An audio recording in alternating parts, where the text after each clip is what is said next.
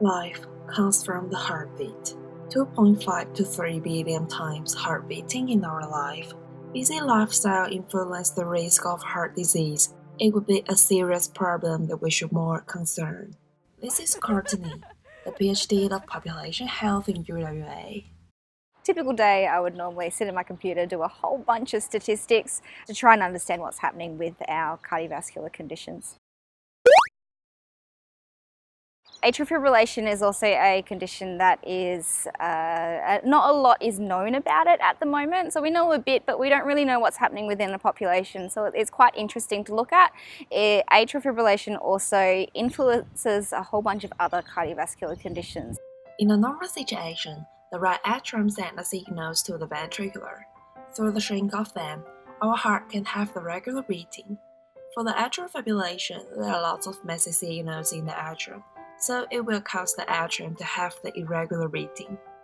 People can tell whether they've got this condition or not because the main symptom is heart palpitations. So it kind of feels like your heart's beating, could be beating quite fast. And this is usually accompanied by lightheadedness or dizziness, as well as even some chest pain as well. The pandemic of atrial fibrillation is an increasing health problem.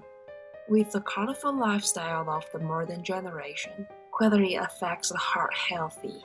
I do think this condition is related to people's lifestyle because having a healthy lifestyle and a good diet and exercise does reduce your risk of having atrial fibrillation. So although there are some non-modifiable risk factors, include other underlying heart diseases, obesity or high blood pressure, or even having a family history, the modifiable ones mean that you can reduce your risk for this condition.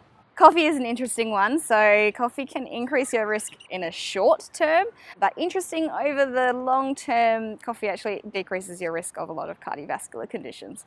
Through the population increase and aging in Australia, the hospitalization and risk factors for heart disease is growing. The complication and social burden are the problems that we should face up to.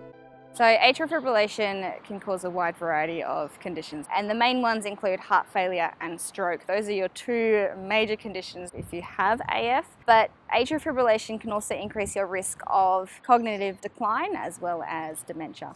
As a high school student, if you want to go into research, I'd recommend doing any sort of science degree, and then you can do a master's in public health. If you're interested in stats, numbers, or helping out the population, then going to university is a really great start. People have to know the importance of atrial fibrillation is to adapt the situation when they get this condition.